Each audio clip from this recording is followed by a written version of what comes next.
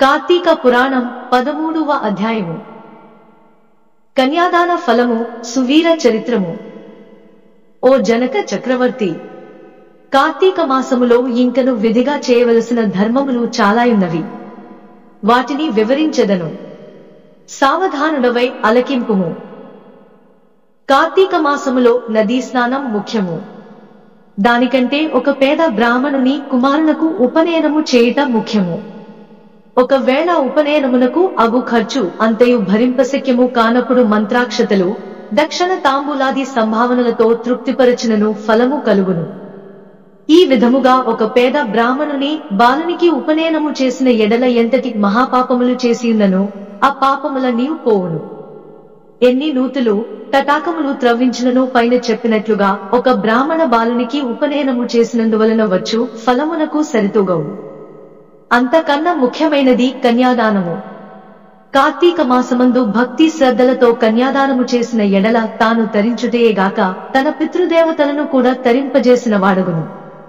ఇందులకొక ఇతిహాసం గలదు, చెప్పెదను, శ్రద్ధగా అలకింపుము. సువీర చరిత్రము. ద్వాపర యుగములో వంగదేశములో గొప్ప పరాక్రమవంతుడు, సూర్యుడు అయిన సువీరు డను ఒక రాజుండెను. అతనికి రూపవతి అను భార్య కలదు.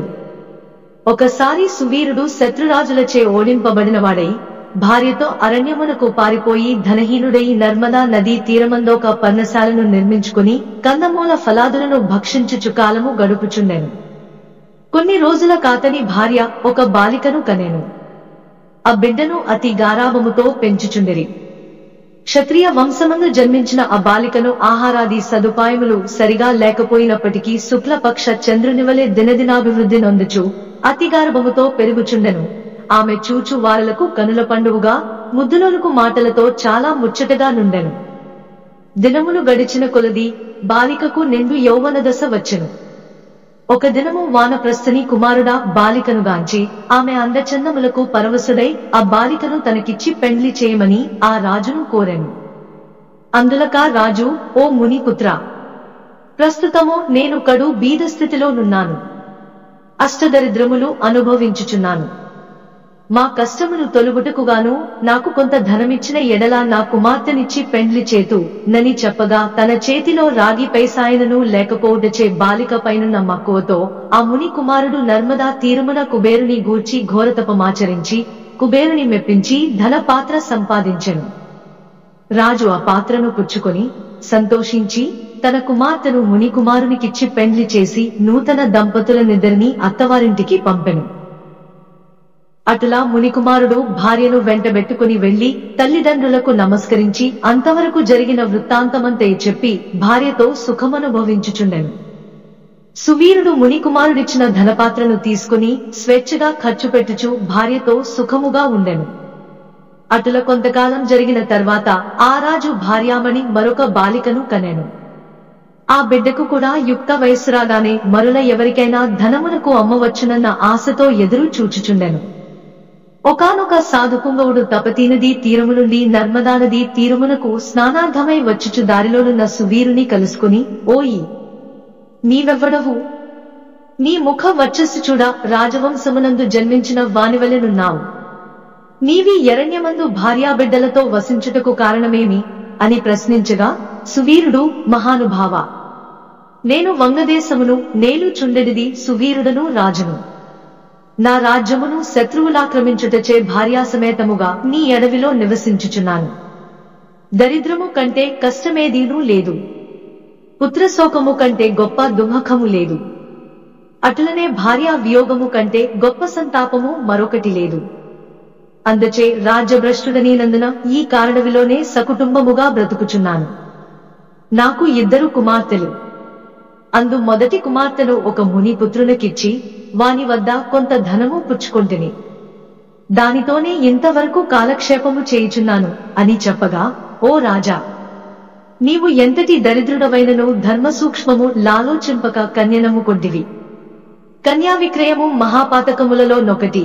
కన్యను విక్రయించిన వారు అసిపత్రవన మను నరక మనుభవింతురు.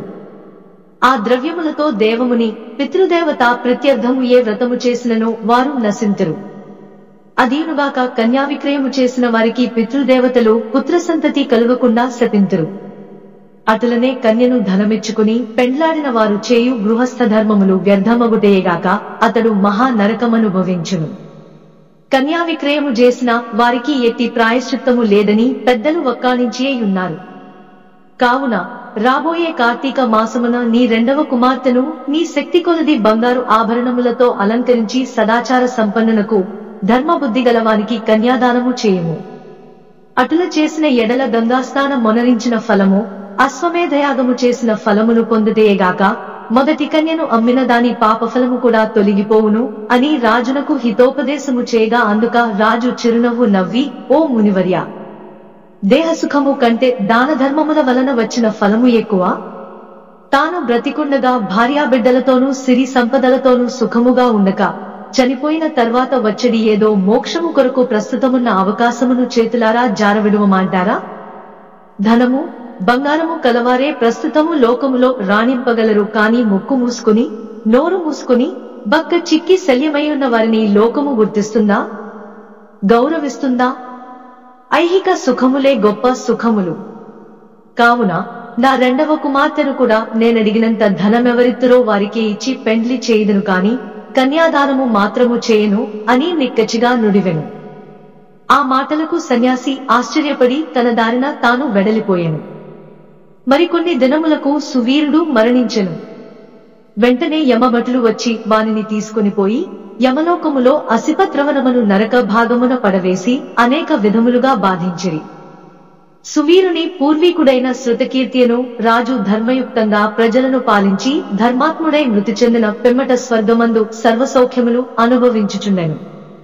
సువీరుడు చేసిన కన్యా విక్రయము వలన ఆ శృతకీర్తిని కూడా యమకింకరులు పాశములతో బంధించి స్వర్గము నుండి నరకమునకు తీసుకుని వచ్చిరి. అంతటా శృతకీర్తి నేనెరుగున్నంత వరకును ఇతరులకు ఉపకారమును చేసి దానధర్మాదులు యజ్ఞయాగాదులు నరించి ఉన్నాను. నాకీ దుర్గతి ఏల కలిగే నని మనమునందుకుని నిండుకొలువు దీరియున్న యమధర్మరాజు కడకేగి నమస్కరించి, ప్రభు, నీవు సర్వజ్ఞుడవు, ధర్మమూర్తివి, బుద్ధిశాలివి, ప్రాణకోటినంతను సమంగా జూచుచుండవు. నేనెన్నడూ ఏ పాపము చేసియుండలేదు. నన్ను స్వర్గలోకము నుండి నరకమునకు దోడ్కుని వచ్చుటకు కారణమేమి? సెలవిండు అని ప్రాధేయపడెను. అంత యమధర్మరాజు శృతకీర్తిని గాంచి, శృతకీర్తి, నీవు న్యాయమూర్తివి, ధర్మజ్ఞుడవు, నీవెటువంటి దురాచారములు చేసియుండలేదు. అయిననేమి?